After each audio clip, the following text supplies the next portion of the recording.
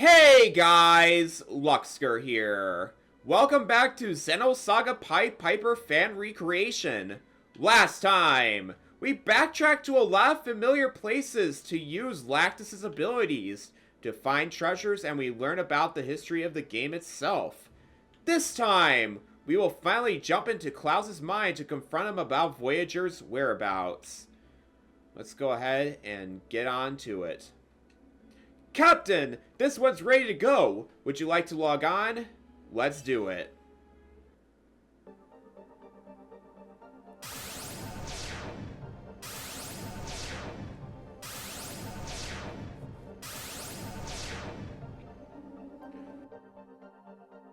This place. I think I've seen it somewhere before. That's strange. It looks just like the VR trap I made. Last memories before the death tend to linger. Since it's my first dive into a corpse, I'm a little overwhelmed.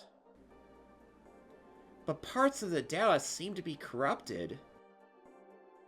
Be careful. Some parts of the mental landscape are missing due to cellular collapse. If you touch these spots, you won't be able to log out safely.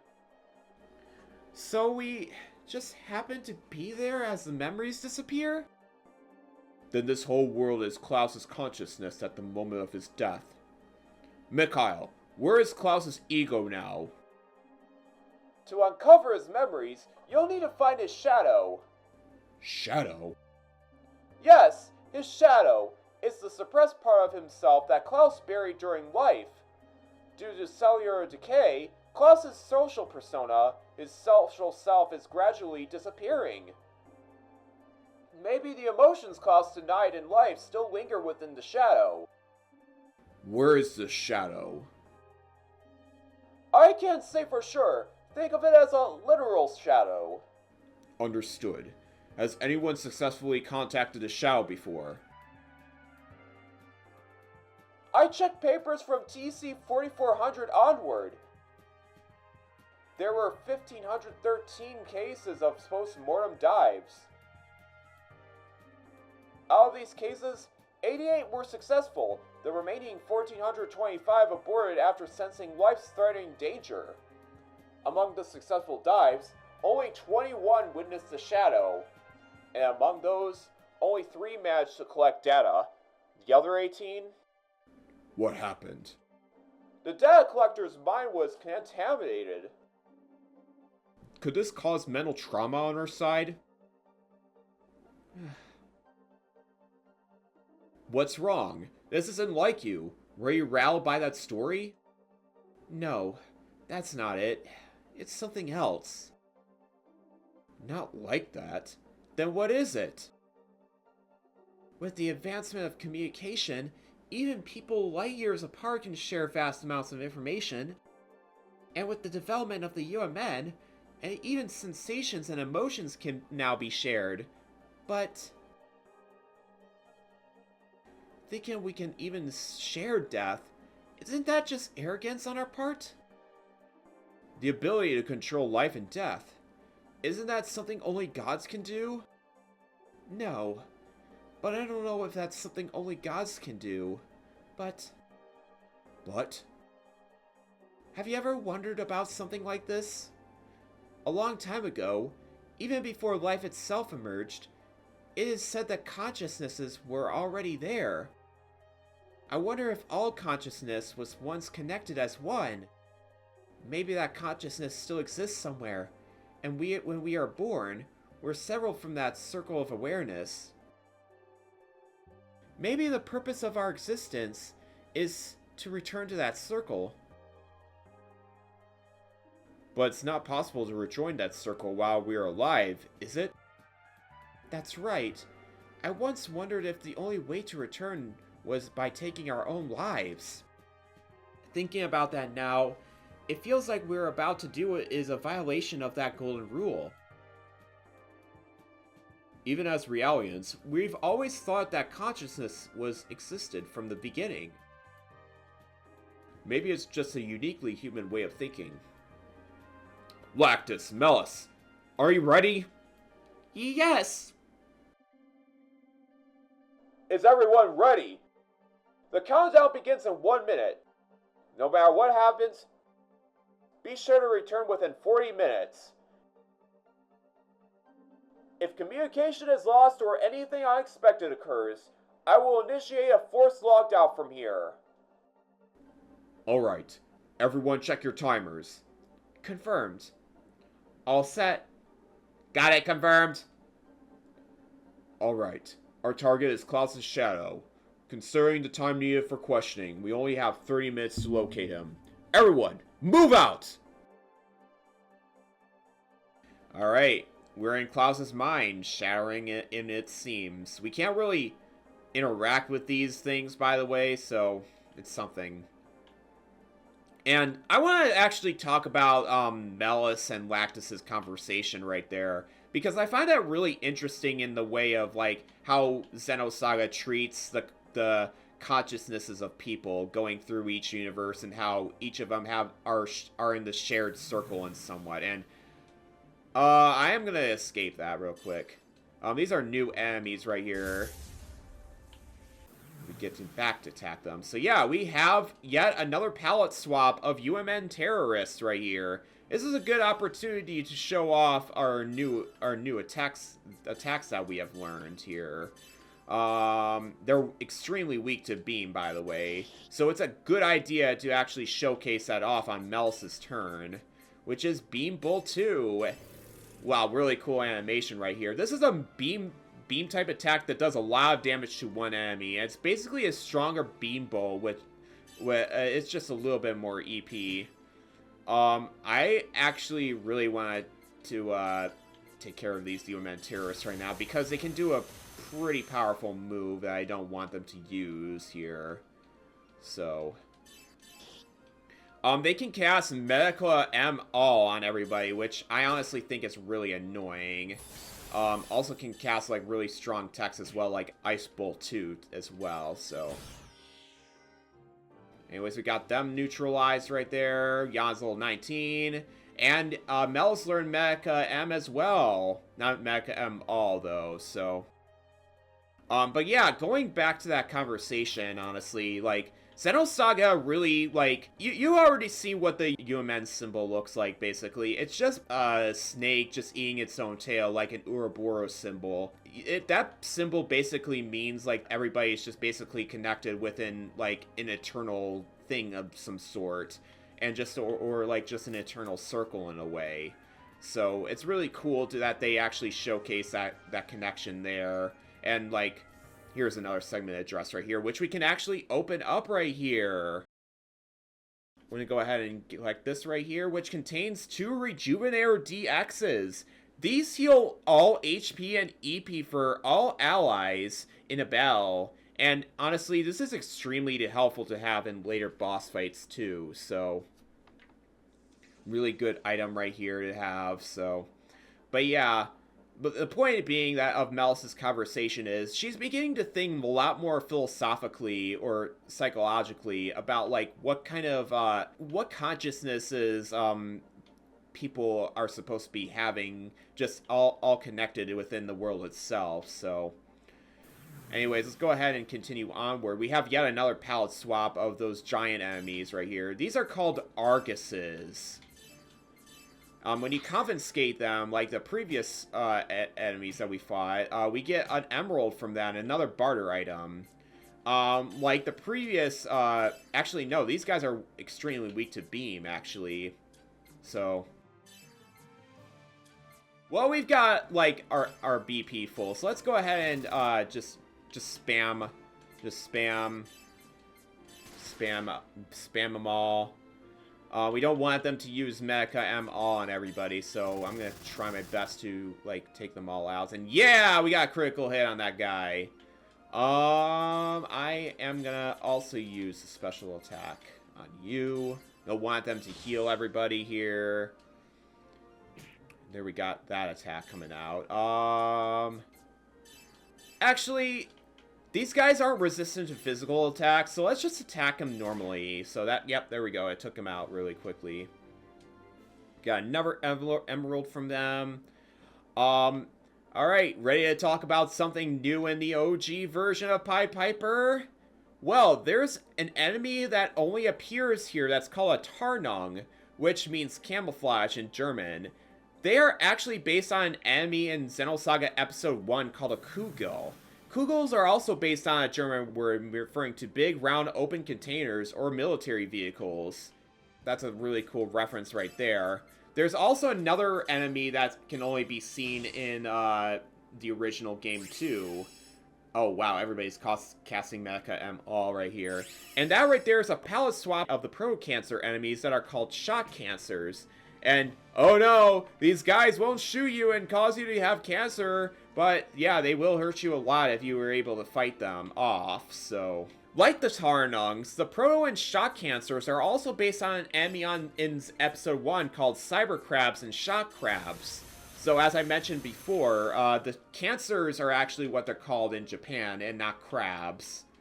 So it's really interesting why Japan, they just call them Cancers. Maybe it's because, like, military vehicles are, like, are much more special in that regard. And, like, they wanted to base that off of astrological signs.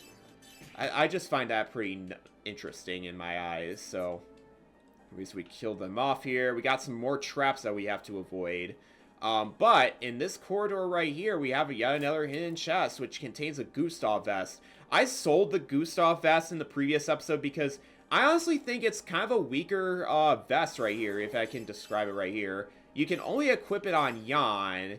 Okay, I guess that is a better item then to collect and equip on Jan. I didn't know that. Alright, well, learning something new each day, so... oh wait, hold on. I forgot an item real quick. Let me... It's all the way over at that segment addressed over there, where that door is. I happen to miss it, so let's go ahead and have Lactus go over there. And we get double riders right here. So what the double riders do is that they increase strength more, but they lower a lot of stats in general. I won't really be equipping this on anybody, even though we get a little bit of a stat boost in vitality and ether defense. Actually, I want to go ahead and showcase this off in this battle. Mecha M recovers a medium amount of HP, but for only one party member. So, but as you can see right there, that healed a lot of HP. So that's really nice to have at the end of the day. All right, well, we got a level up from that, and we are at level 20. We've got a Mecha M. We got Thunderbolt 2 learned, and yeah, just basically all that stuff. Let me go ahead and heal real quick, everybody. I don't know why I'm actually doing this, by the way. Actually, yeah. I'm actually not gonna heal everybody right now, but we'll see that in a second. Let's go ahead and continue onwards, though.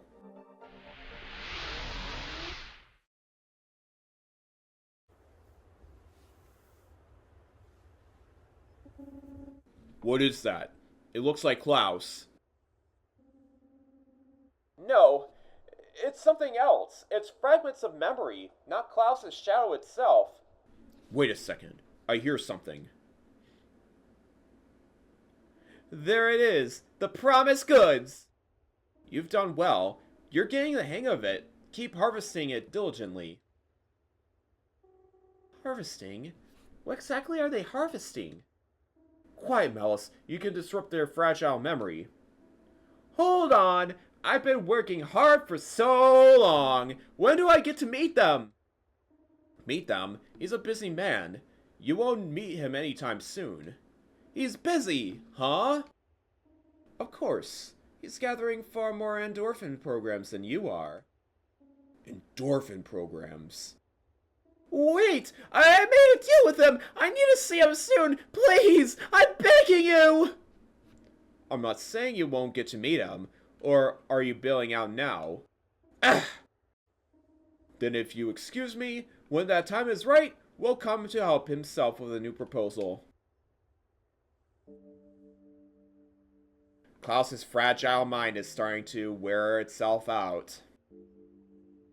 So we're here in the main city area right here.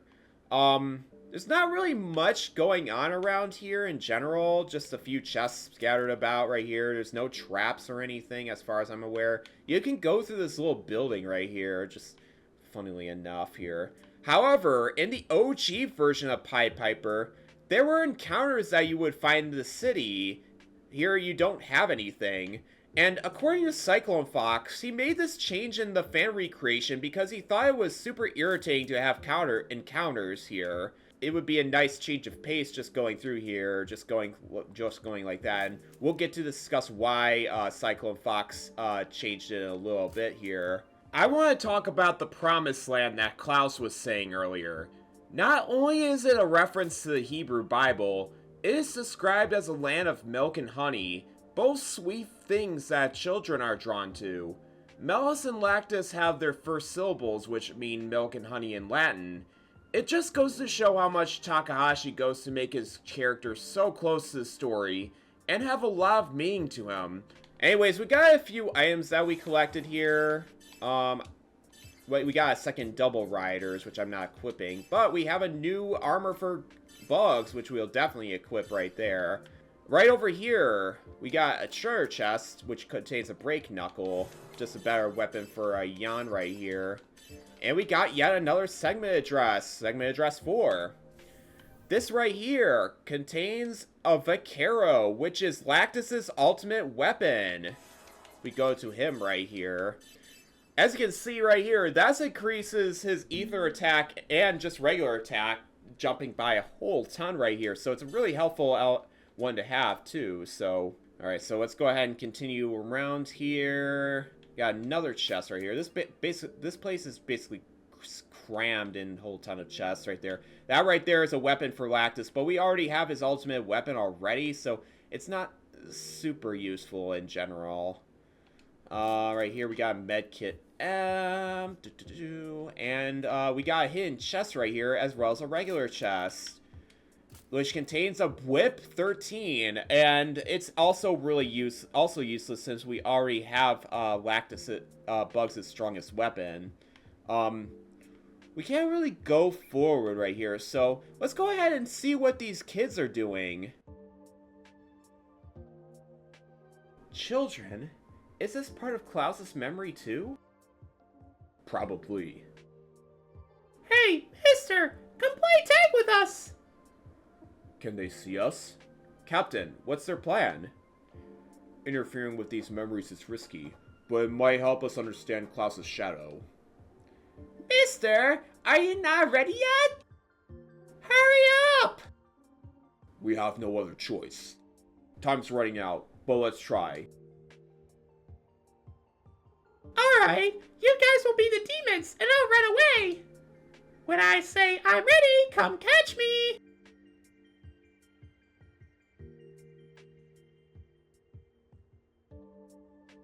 I'm ready! So yeah, this is basically why Cyclone Fox didn't want to have encounters in the city, and that's because you have to chase around these kids right here, and having random encounters just show up when you're chasing the kids around can be a little bit like cumbersome and a pretty bad change of pace as well. Honestly, like, I honestly find that like a really good thing that there's no encounters here. Ah! I got caught! Well then, I'll give you this as a reward. We get a Rejuvenator M from that. Alright, first one down. Alright, let's go ahead and talk to the kids again. Well then, it's my turn. Try to catch me. That was definitely not the voice I gave him last time.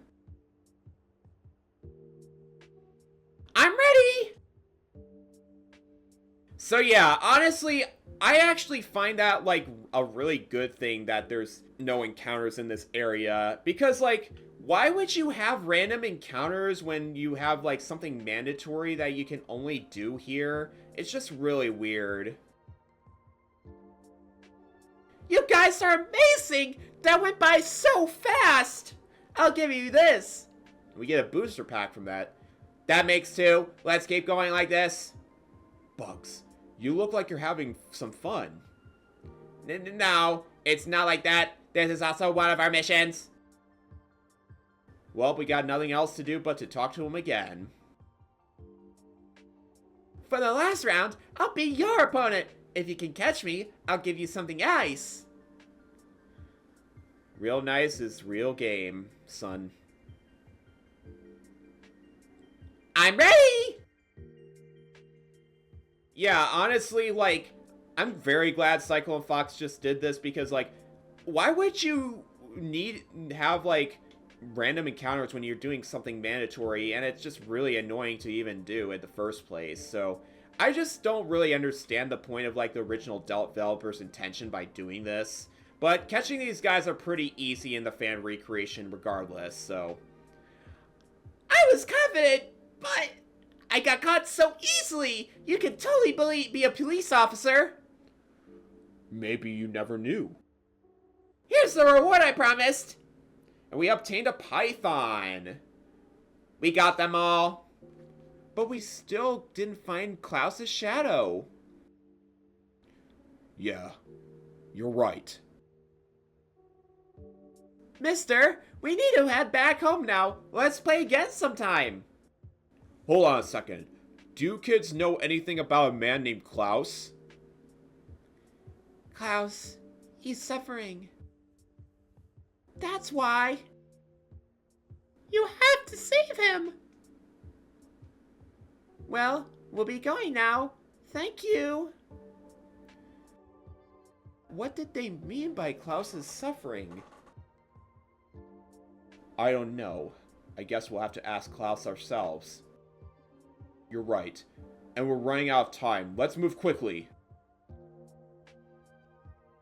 So that python we got is, I believe that's a bracelet? No, it's not. It's a ring. Yeah, it is a ring.